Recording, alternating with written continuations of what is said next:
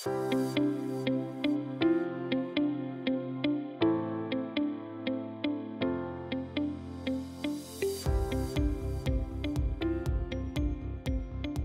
é o episódio 198 do podcast Inspiração para uma Vida Mágica, à conversa com Tarantini, o Plano B, onde se fala sobre sonhos, planos e flexibilidade.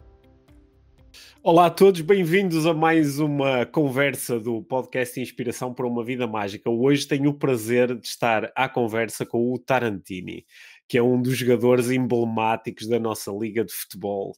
Para quem não o conhece, é mesmo uma boa hora para aprenderem aqui um bocadinho sobre este jogador, sobre este homem, sobre este inspirador e depois mais tarde podem ir descobrir coisas bonitas sobre a carreira dele. Se calhar também vamos falar um bocadinho sobre isso.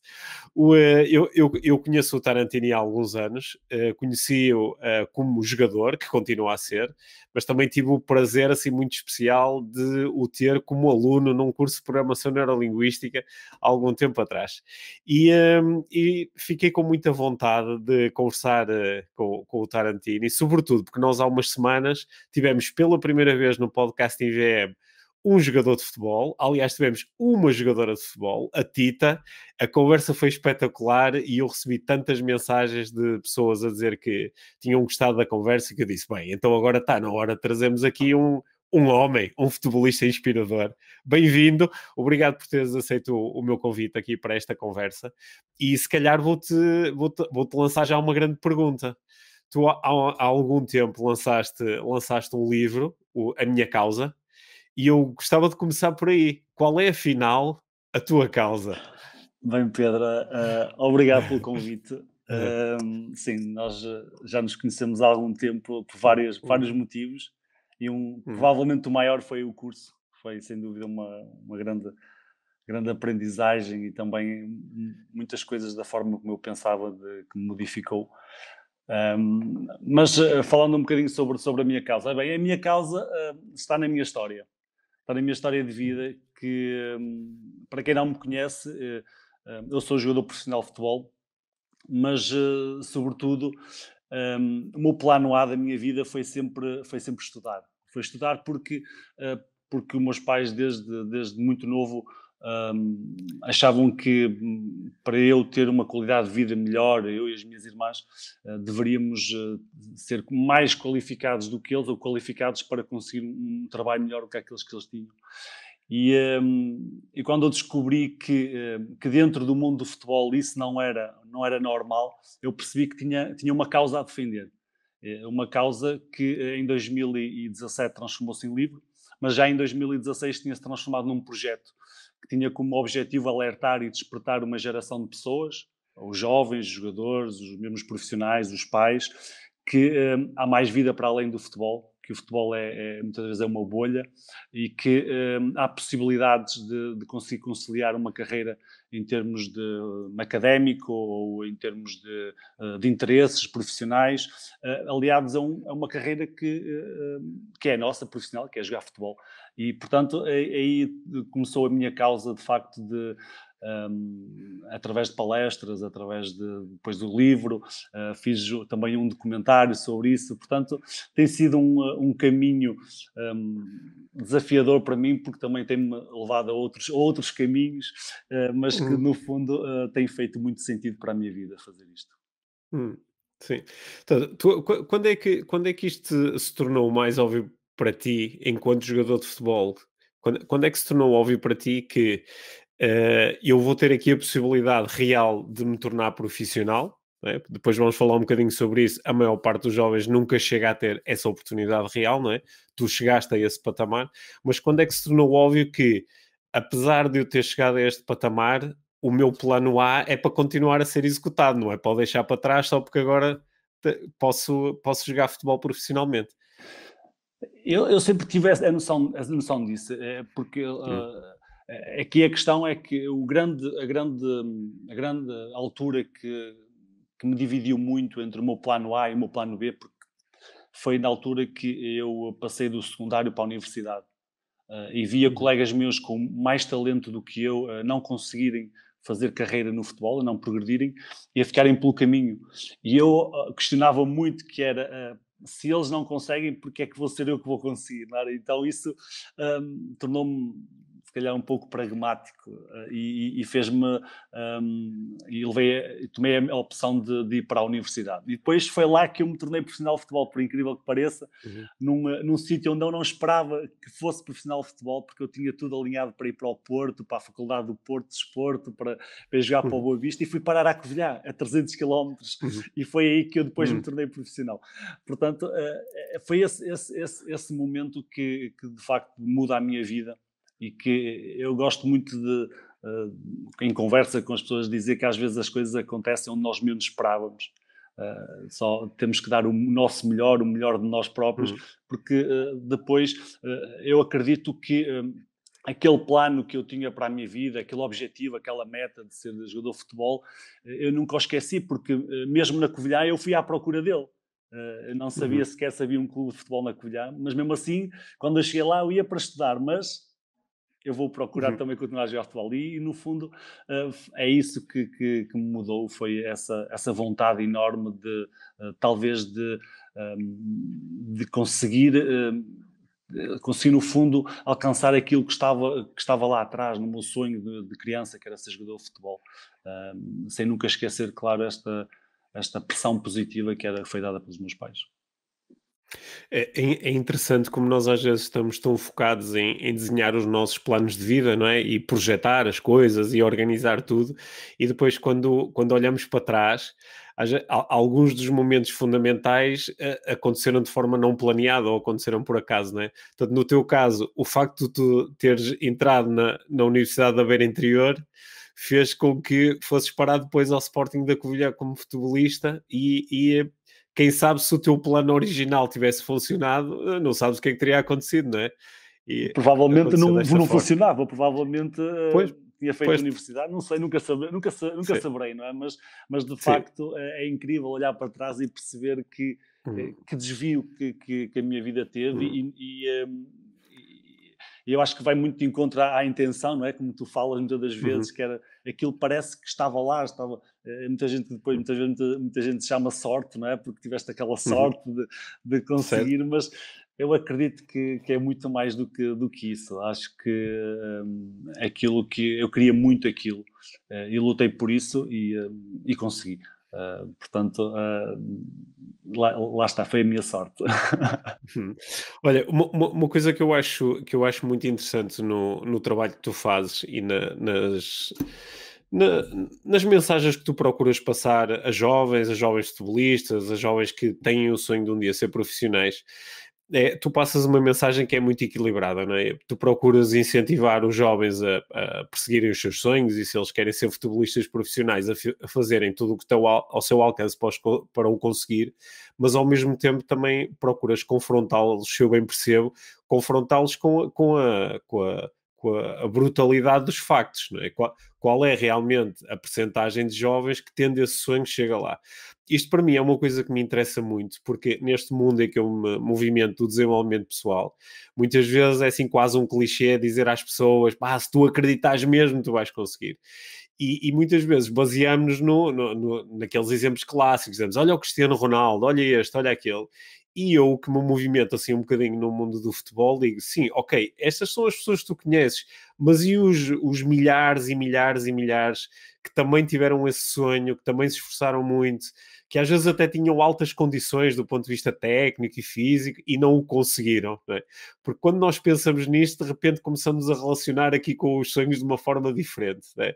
É isso, são estas duas coisas que nós devemos ponderar em simultâneo, a força do sonho, mas também olhar para aquilo que acontece à nossa volta e para aqueles que, querendo muito, não o conseguem. Para a realidade, não é? Eu já fui mais bruto naquilo que disse. Sim. Eu acho que a minha carreira prende-se um bocadinho por isso, aquilo que tu disseste, que é talvez esse equilíbrio de forças. Eu já fui mais bruto porque às vezes eu dava-me a sensação que estava a falar para as pessoas e poderia estar a limitar um bocadinho aquele lado de sonho, aquele lado de possibilidade.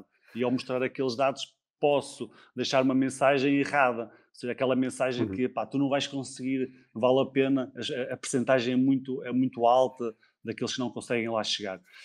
E hoje em dia eu sou um bocadinho mais equilibrado. Hoje em dia eu apresento os dados, mas no fundo para que apresento aquilo de uma forma a que haja possibilidade de seguir em vários caminhos. Ou seja, nem tanto, pá, tu deves parar de jogar porque não vais conseguir e vais estudar.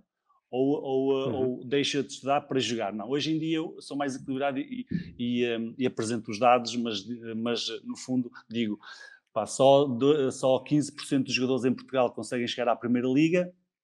Pá, portanto, arranja um plano B, porque pode não acontecer. Eu sou um bocadinho mais suave, já não sou assim tão bruto, mas de facto já tive, por exemplo, alunos ou jogadores que me diziam, pá, não quero saber nada disso, eu quero é seguir o meu sonho, quero chegar a ser jogador de futebol, e eu às vezes eu questionava, ao mesmo aos pais, porque em Portugal, por exemplo, só conseguem chegar em dados estatísticos, 5% dos jogadores portugueses só conseguem chegar a um clube, por exemplo, como o Benfica, Porto ou Sporting, apenas 5%.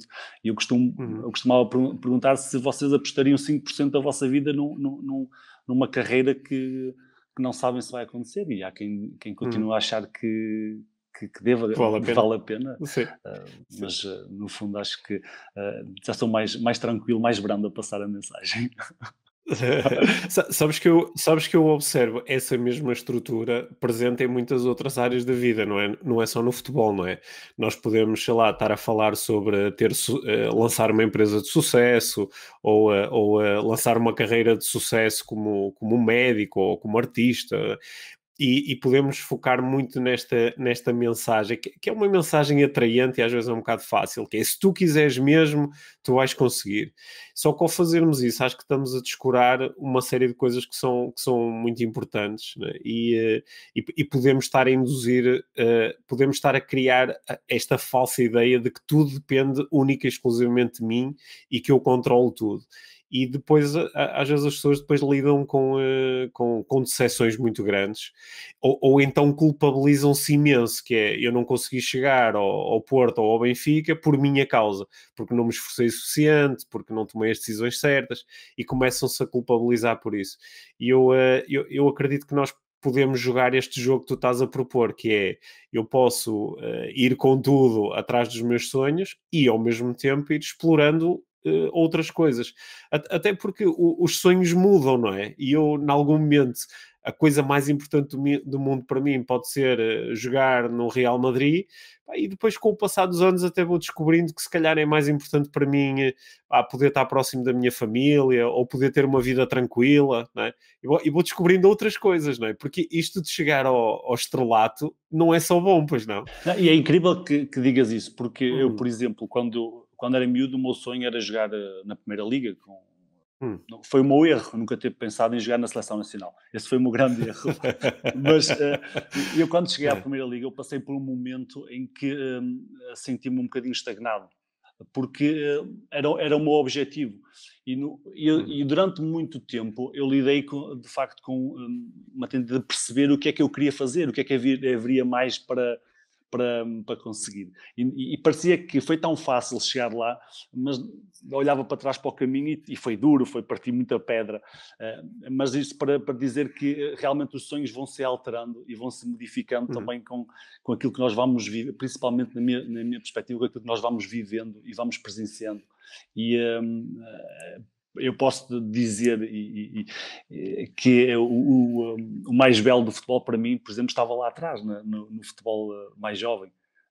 Quando se meteu aqui um bocadinho de resultados e as coisas mudaram um bocadinho, e não vou dizer que havia alturas que não era este futebol que me agradava.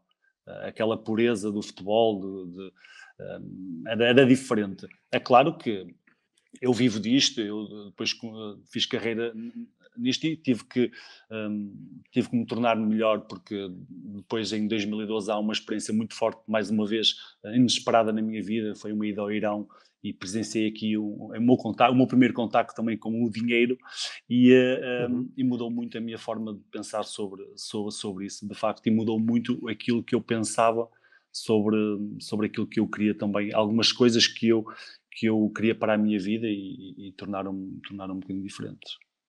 Uhum. O que é que mudou nessa altura? Mudaram os objetivos? Ficaste mais consciente de quais os valores mais importantes para ti? O que é que aconteceu nessa altura? Pedro, eu na altura percebi claramente que o dinheiro para mim era consequência de quão bom eu era. Ou seja, se eu fosse bom, o dinheiro era consequência para mim. E eu tinha ao contrário, eu fui à procura do dinheiro, fui à procura do dinheiro como objetivo. E as coisas não correram bem. Eu estive uma semana no Irão, por exemplo, e regressei ao Rio Ave e sabes, porque acompanhaste também esta trajetória do novo Rio Ave a partir de 2012, com a entrada do Espírito Santo no Rio Ave. Tivemos, eu também na estrutura que estava inserido enquanto capitão de equipa, percebi claramente que eu, se queria algo mais, ou tinha essa ideia de ganhar mais dinheiro, eu tinha que ser melhor jogador, tinha que ser mais competente naquilo que fazia.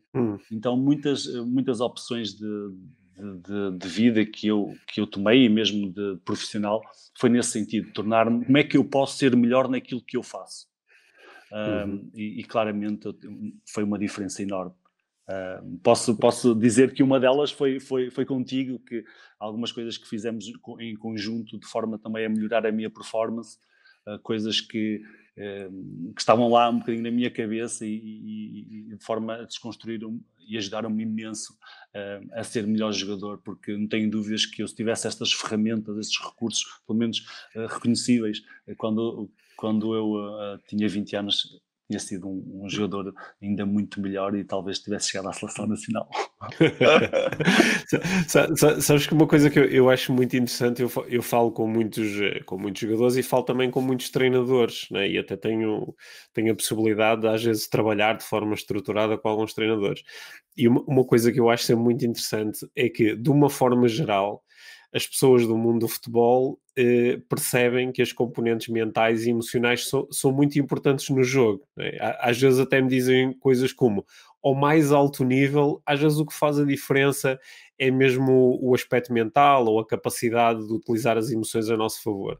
E depois, então eu faço a pergunta normal que eu faço a seguir é: mas se isso é tão importante, então como é que estão a treinar isso? Não é? Porque treinam as outras componentes todas, como é que treinam isso? E às vezes as pessoas ficam assim um bocado: não sei, porque não sei muito bem como é que isso se treina, mas é uma das coisas que eu acho mais fascinantes. Não é só no futebol, acontece também noutros desportos e também noutras áreas da atividade, que é nós entendermos por experiência própria que a parte mental e emocional é muito importante, só que depois temos dificuldade em entender como é que a treinamos ou como é que a melhoramos, né? Imagino que a tua experiência ao longo dos anos também tenha sido parecida, que é ouvires muitas pessoas a dizer que a parte mental e emocional é decisiva, mas depois dizem pronto, já está. Já chega, né? Agora, já chega. Agora faço... Eu pela experiência que eu tive, que eu tenho no futebol, eu tive melhores resultados quando esse trabalho é feito mais individual. O grande problema muitas das vezes é que não há um entendimento de toda a gente na equipa. Ou seja, se numa primeira fase esse trabalho ser feito de uma forma grupal e perceberem claramente que traz benefícios, mas também já tive mais experiências com o trabalho coletivo. Ok? Nesse trabalho, mas tive grandes experiências no trabalho individual. É claro que admito que devia ser feito ainda muito mais coisas nessa área relativamente, mas também tenho a noção que hoje em dia o jogador de futebol está mais aberto a esse tipo de trabalho e tenho conhecimento porque tenho muitos colegas que continuam a fazer esse tipo de trabalho e nota-se claramente grandes vantagens na performance deles. Certo. Eu também, assim, pelo número de pessoas que falam comigo e que pedem a minha ajuda e que se interessam por este trabalho, sinto que sim, que aumentou o número de pessoas interessadas. Sendo que uma coisa que eu também acho interessante é que às vezes espera-se um resultado rápido. Por exemplo, se tu sabes que um jogador está a trabalhar com um coach, então tem que começar a marcar mais golos rápido. Logo. Então tem que, logo. Ou então se tem uma situação e sei lá, magoa-se e diz, então está a trabalhar com um coach e agora magoa-se sozinho, o que é que está aí a passar? Mas o grande problema, Pedro, é que às vezes demora muito tempo a alterar esse comportamento. É um comportamento que nós fizemos toda a vida e de um momento para o outro ter que alterar como por exemplo o foco, manter o foco naquilo que nós mais controlamos. Muitas das vezes eu tive uma vida toda a olhar para o erro do outro. E agora, num treino só, vou centrar em mim e vou só... Não é fácil. E provavelmente é isso que te referes, não é? Ou seja, modificar esses comportamentos que alteram muitas vezes a performance, mas se calhar num sentido mais amplo. Certo. Que acontece também nas outras áreas da vida, não é? Às vezes há pessoas, por exemplo, que vão fazer um curso de desenvolvimento pessoal e estão às vezes à espera que em 3, 4, 5 dias vão mudar profundamente a vida. E há coisas que nós podemos mudar e coisas que podemos aprender, e também há hábitos mentais que foram instalados ao longo de uma vida inteira e que depois requerem também um bocadinho de atenção e flexibilidade e prática para começarem a mudar. Olha, eu estou muito interessado aqui nesta ideia que nós começamos a discutir há pouco, que é quando alguém me diz eu tenho um sonho, eu tenho o sonho de jogar na Liga Inglesa, eu tenho o sonho de jogar na seleção, eu tenho o sonho de ganhar muito dinheiro, eu tenho o sonho de, como por exemplo, tu tiveste o sonho de terminares um curso superior, de fazeres o teu mestrado, não é? Quando alguém diz eu tenho um sonho, parece que há assim parece ser mais positivo dizer à pessoa, pá, tu vais conseguir, se tu te esforçares tu consegues, tu vais arranjar uma maneira, e que quando aparece alguém a fazer o que tu fazes, e aquilo que eu às vezes também faço, quer dizer assim, ok, isso é incrível, mas prepara-te também para os vários cenários, não é? E prepara-te também, uma coisa que eu procuro explorar é qual a grande razão pela qual tu queres alcançar esse sonho. Porque uma das coisas que eu procuro fazer muito como coach é, se alguém me diz, por exemplo, eu quero chegar à seleção porque acho que assim me vou sentir muito realizado, não é?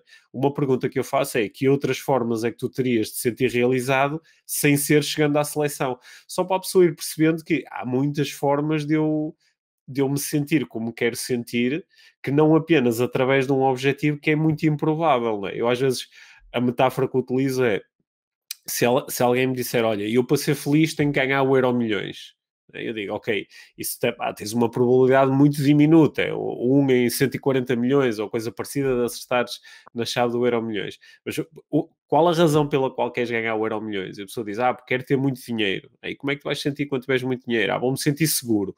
Ok, então o que tu realmente queres é sentir-te seguro. Que outras formas é que existem de sentir seguro sem ser ganhar o Euromilhões?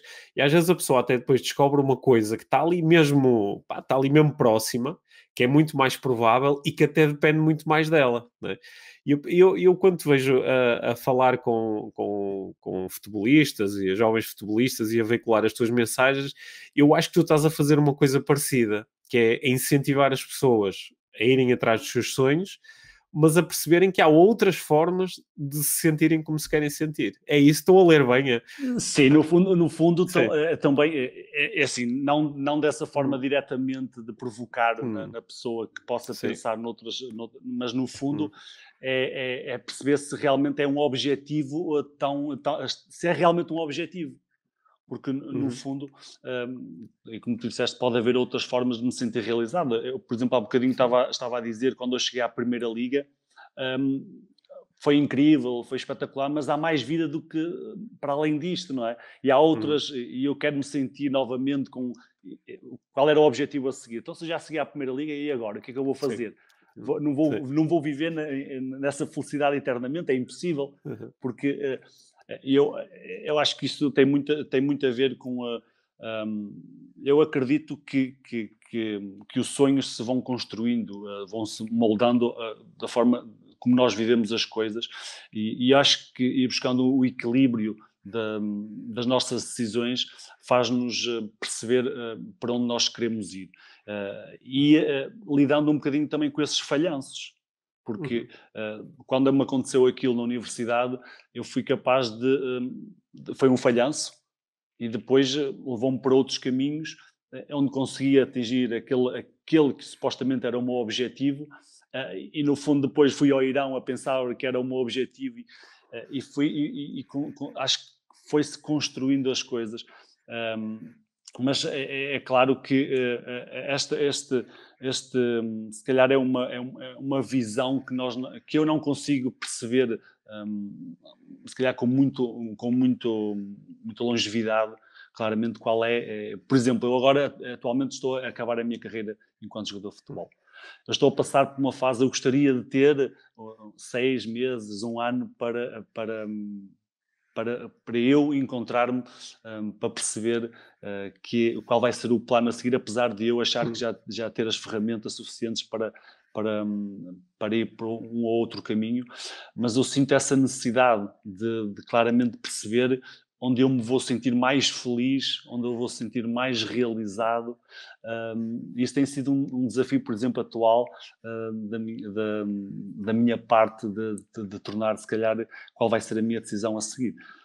Por isso, essa questão dos sonhos, eu acredito que tem muito a ver, lá está, com esse equilíbrio que nós vamos dando nas nossas decisões no dia a dia. Eu sei que tu procuras estimular muito os jogadores mais jovens e também os teus colegas de equipa mais jovens, não é? Quando vão chegando aí ao clube, tu procuras estimular muito a que possam pensar no equilíbrio, não é? No equilíbrio agora, enquanto são jogadores e alguns podem até conseguir fazer uma boa carreira e ganhar muito dinheiro, mas manter o equilíbrio agora e pensar também no equilíbrio pós, não é? No que é que vai acontecer? Pois eu lembro, por exemplo, que uma vez foi uma coisa que me ficou de uma conversa que nós tínhamos, em que tu chateavas um bocadinho os teus colegas a dizer, não, tu primeiro compras uma casa e depois é que vais andar aí a fazer outras coisas, não é? E isto não é muito fácil de entender às vezes para um jovem jogador, às vezes um miúdo que tem 19 anos, 20 anos e de repente se apanha com algum dinheiro na mão, não é? É uma decisão muito difícil, porque muitas das vezes são muito novos, com um suporte familiar fraco, já ganham muito dinheiro com aquela idade. Mas há aqui uma questão que é muito mais fácil vender o sonho, não é? É muito fácil, Sim. da mesma forma que tu dizes, tu vais conseguir, vai Sim. por aqui. E eu faço um bocadinho aquele papel contrário. Como eu disse há bocadinho, já fui mais bruto nas mensagens que passava, mas tem sido é muito difícil, mas eu acredito que é uma marca que eu deixo no futebol. Aliás, tenho a noção que é a minha bola de ouro no futebol. Esta marca que eu deixo de permitir mostrar às pessoas, aos jovens, que há mais vida para além do futebol, que o dinheiro não vai resolver todos os problemas da vida deles, não vai. Os dados comprovam isso mesmo. Os maiores jogadores, provavelmente em todas as áreas, mas no futebol, por exemplo, ou no desporto mundial, aqueles que mais ganham dinheiro no mundo do desporto ficam falidos num período de tempo muito curto depois de terminarem a carreira. Portanto, o status financeiro está equacionado como um fator de transição para a qualidade, mas não é um fator decisivo, único. Há outras coisas. Isso está claramente estudado. Aqui a questão é essas decisões. Eu admito que um jogador que chega à Primeira Liga e que permaneça lá 5 anos, 6 anos, tem uma oportunidade muito grande de conseguir comprar uma casa, algo que uma pessoa dita normal, num trabalho normal, poderá estar até aos seus 60, 70 anos a pagar, uma vida inteira. E eu acho que ali é uma oportunidade. Mas também pode ser uma ameaça. Se, por exemplo, a primeira coisa que ele decidir fazer é comprar um Porsche. Portanto, é claramente uma ameaça, porque pode se tornar de uma oportunidade uma ameaça de uma decisão que poderia ser no sentido... Ele pode ter o Porsche na mesma passado uns tempos, mas é algo que, mais uma vez, Pedro, é algo que eu acho que se deve ir construindo com equilíbrio, de perceber se... porque uma lesão pode atirar para fora dos relevados rapidamente, de um treino para o outro. Há muitas coisas a acontecer que não é do nosso controle. Nós não conseguimos controlar os contratos, lá está mais uma vez as lesões, e isso pode provocar dano na carreira dos jogadores. E é aí que eu muitas vezes tento intervencionar, é aí que eu tento alertar para pôr um ponto de interrogação, um alerta naquilo que pode acontecer, que provavelmente eles nunca se questionaram, porque estão muito centrados e apenas só que eu quero, e eu vou conseguir. E podes conseguir na mesma, mas não apaga tudo o que está atrás, mas pelo menos alertar um bocadinho para outras decisões que podem tomar ao mesmo tempo que alimentam um sonho de chegar lá em cima. Deixa-me provocar aqui um bocadinho. Por um lado, reparo obviamente que esta profissão de futebolista tem esse alto grau de incerteza de que tu estavas a falar agora. Às vezes uma carreira muda num treino em que há uma lesão, há uma coisa qualquer, não é? Ou, sei lá, há uma expulsão num momento decisivo e o tipo deixa de jogar e depois perde ali um contrato que estava quase feito. Há assim uns momentos em que as coisas podem mudar rapidamente e essa incerteza está muito presente. Em cima disto, eu também vejo muitas vezes o criar outras incertezas que às vezes são um bocadinho exageradas, que é, eu apanho sempre treinadores que não gostam de mim, isto está tudo feito com os empresários, se eu tivesse o empresário X já estava não sei onde, o selecionador não me liga nenhuma por causa do clube onde eu jogo. Ou seja, às vezes há um criar aqui de toda uma psicologia de eu só não chego mais longe porque não me deixam, não é? Tu também vês isto acontecer. Muito. Aliás, eu tenho colegas meus que pelo clube passam, ou, por exemplo, imagina, estão 5 anos no mesmo clube e por lá passam 5 treinadores e nunca jogam e continuam a achar que o clube é treinador. Portanto, é quebrar um bocadinho esse mito, não é? Há aqui, eu acredito muito, Pedro, que quando trabalhas com jogadores, porque trabalhaste também comigo e eu sei, pegas muitas vezes em coisas que consegues trabalhar de forma que a pessoa tenha controle sobre elas. Porque de facto tudo o resto temos que desmistificar, porque não existe isso. Porque se eu vou olhar para isso, vou estar sempre a criar coisas na minha cabeça, ou alimentar dúvidas ou alimentar desculpas que vão prejudicar imenso depois da forma como eu vou trabalhar, como eu vou treinar, como eu vou jogar, como eu vou pensar que o outro, como é que aquele pensa sobre aquilo que eu faço. Isso muda tudo. É claro que isto não é fácil, não vou dizer que é fácil. No dia a dia, isto é da mesma forma que eu normalmente, enquanto capitão de equipa, por exemplo, no início de todas as épocas, reunimos, debatemos, é tudo muito bonito, é lua de mel, não é? Para a época é lua de mel, escolhemos um bocadinho as multas que vamos ter, os atrasos, para depois irmos jantar ou mesmo para doar a alguma instituição. E quando eu falo no início, olha, a multa de chegar atrasado por minuto é 5 euros ou 15 euros nos estágios, e o pessoal todo naquela altura isto é tudo muito bonito, ok, vamos em frente. Quando o treinador começa a escolher o 11, será que esse compromisso mantém-se? E algo que lá atrás ele disse que sim, provavelmente com o passar do tempo as coisas não continuam. E isso acontece no futebol, acontece em qualquer organização, não é? Portanto, eu acredito muito que trabalhando essas competências que se viram muito mais para nós é claramente o caminho para... Eu, se tivesse esses recursos, mais uma vez, se eu tivesse esses recursos há mais tempo, enquanto jogador de futebol, não digo agora daqui para a frente, eu teria sido o melhor jogador, sem dúvida alguma. Sim. Ou não? Olha,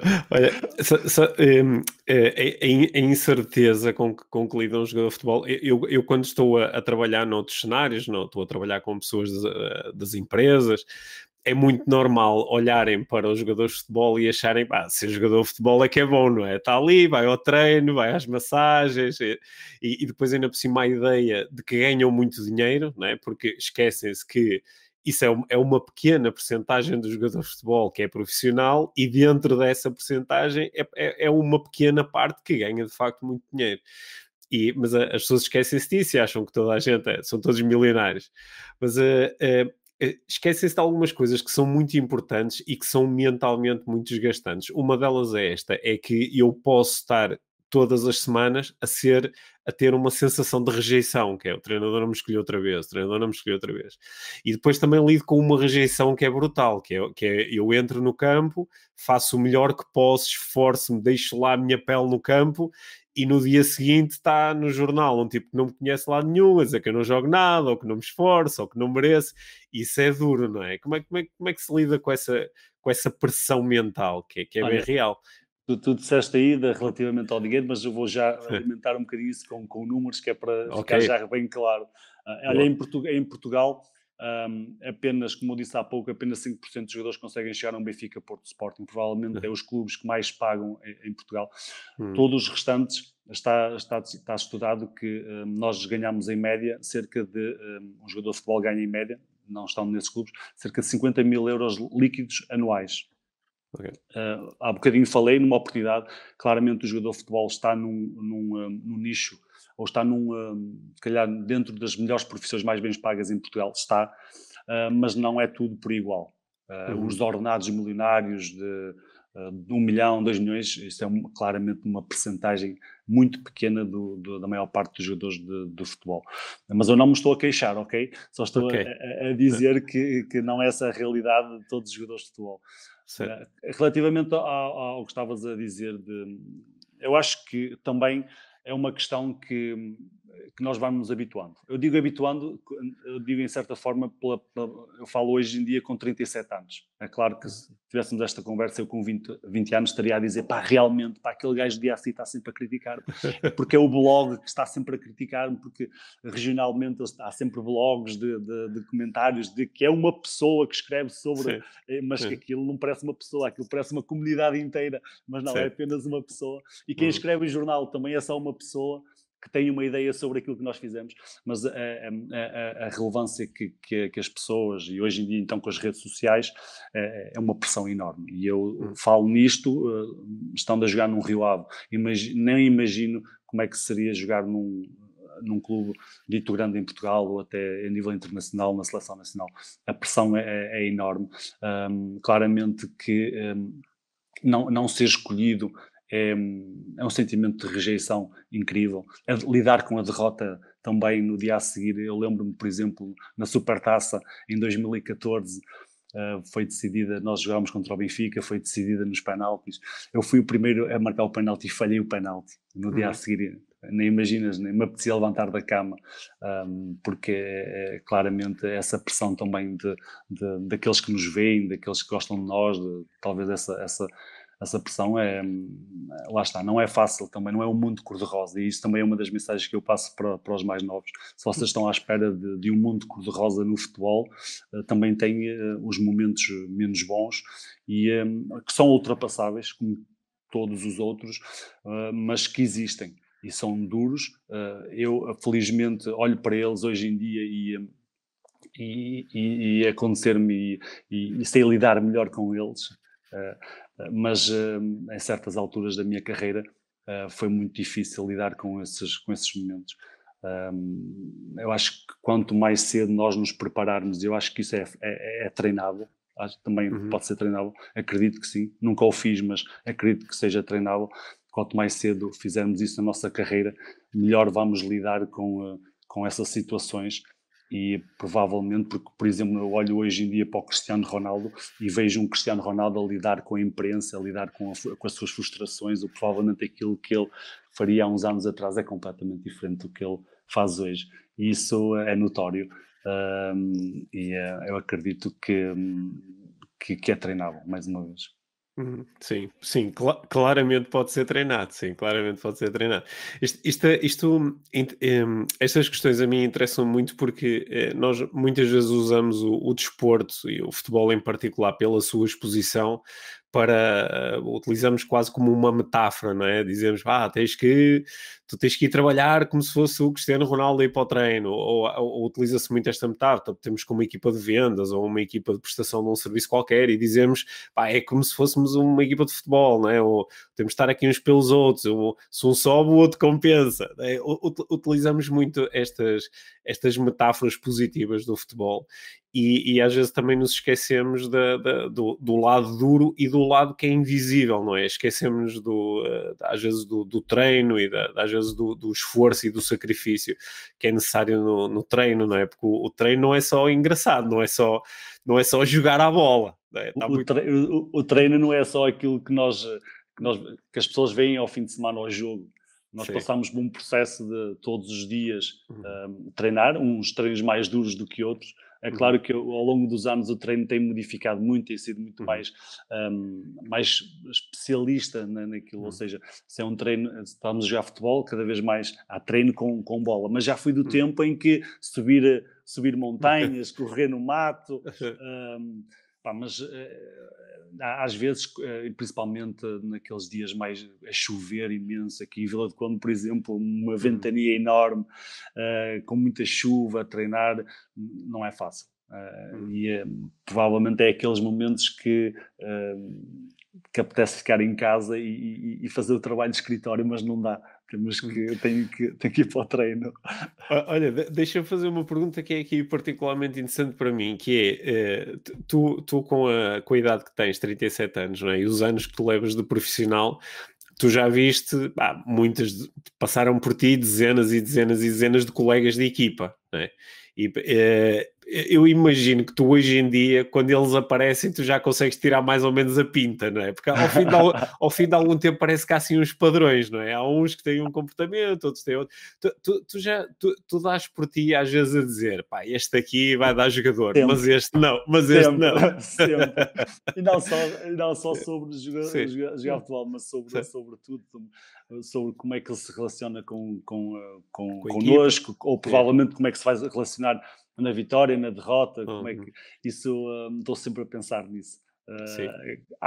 Provavelmente há uns anos atrás olhava mais para mim do que para os outros. Hoje em dia já tenho notar esses padrões que existem nas pessoas é incrível, acontece muito. Sim. E como tu tens uma posição de liderança dentro da equipa, imagino que isso depois te leve a comunicar com este ou aquele de forma diferente, conforme tu vais apercebendo desses padrões de comportamento, não é? Sim, eu sinto que eu sou muito exigente nessa questão, na questão de uma das coisas que também beneficiou muito o Rio Ave nos últimos anos, desde que também tive um papel mais importante na equipa, foi também direcionar muito essas escolhas para a pessoa, como é que se relaciona em grupo, porque isto é um trabalho, é uma equipa. E eu admito que às vezes demora um bocadinho a dar o braço a torcer sobre alguns comportamentos. Admito. Algo que eu estou a mudar ao longo do tempo, mas é claro que isso é um papel fundamental também, o meu papel fundamental de perceber é que no início eu apenas tenho uma ideia, às vezes acontece, outras vezes não acontece, porque há pessoas que temos boas experiências positivas sobre os comportamentos deles em diferentes situações, mas há outros, claramente, que são padrões e não enganam e consegue-se definir logo à partida.